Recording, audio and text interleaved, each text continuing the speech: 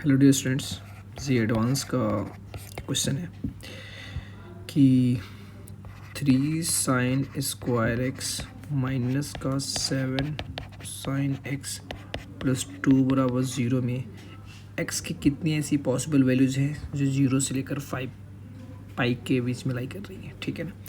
तो मैं क्या कर रहा हूँ, उसको सबसे पहले sin x को कुछ समय के लिए मैं t एज्यूम कर लेता हूँ। तो ये बनेगा आपके पास 3t² माइनस का 7t प्लस 2 = 0। इसके बाद से यहाँ पे मैं इसको फैक्टराइज करूँगा। 3t² माइनस का 6t माइनस का t प्लस 2 = 0। यहाँ से 3t कॉमन लेंगे तो ये बनेगा t माइनस 2। यहाँ से माइनस कॉमन लेंगे तो ये t माइनस 2 बराबर 0 आएगा। तो t माइनस 2 एक ब्रैकेट में, दूसरा आएगा 3t माइनस 1 बराबर 0। यहाँ से t की वैल्यू एक 2 आ जाएगी और t की वैल्यू एक 1/3 आ जाएगी। t आपने अज्यूम किया था sin x को, तो ये बनेगा sin x की वैल्यू 2 और यहाँ पे बनेगा sin x की वैल्यू 1/3। sin x की जो रेंज होती है -1 से 1 के बीच में होती है, तो कभी भी sin x में x कुछ भी रखोगे तो आपको 2 नहीं मिलेगा, तो इसलिए यहाँ से नो सॉल्यूशन मिलने वाला है। ठीक है, अब यहाँ पे बात करते हैं कि ये sin x की वैल्यू 1/3 है। ठीक है ना, ये 1 से छोटा है, मतलब कि बेसिकली ये sin x की रेंज -1 से 1 के बीच में लाई करती है और इसकी वैल्यू 1/3 है, तो वो -1 से 1 के बीच में आ रहा है। तो इसका मतलब कि यहाँ से पॉसिबल है कि कोई ना कोई x ऐसा मिलेगा जिस पर sin x 1/3 दे देगा। ठीक, तो अब वो 0 से 5 के बीच में ऐसे कितने x मिलेंगे जो कि 1/3 वैल्यूज़ देंगे, तो बेसिकली उन x की संख्या बतानी है अपने को। अब बात करते हैं वैल्यू सर्कल पे।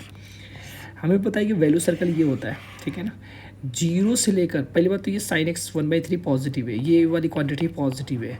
अब मेरे भाई आपको बस ये पता करना है कि ये है होता है 0, ये होता है π/2, ये होता है π/2, ये होता है 3π/2 और फिर से ये हो जाएगा 2π। मतलब अगर आप वैल्यू सर्कल में एक चक्कर लगाओगे तो साइन दो जगह पॉजिटिव देता है। एक तो होगा फर्स्ट इंटरवल में 0 से π/2 के बीच में, और एक होता है सेकेंड इंटरवल में। तो जब और उसके बाद से थर्ड और फोर्थ इंटरवल में नेगेटिव वैल्यूज देगा। तो बेसिकली 0 से लेकर 2π इंटरवल में साइन दो जगह पे पॉजिटिव दे रहा है। ठीक है, एक फर्स्ट क्वाड्रेंट में, एक सेकंड क्वाड्रेंट में।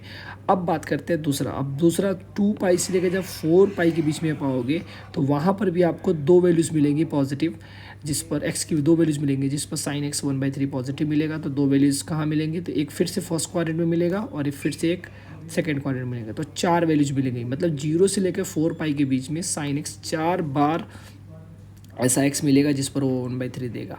और फिर जब 4π से आप जब 4π से 5π तक जाओगे तो वहाँ पर फिर से दो वैल्यूज मिलेंगी, यहाँ पर एक फर्स्ट क्वाड्रेंट में और एक मिलेगा सेकंड क्वाड्रेंट में।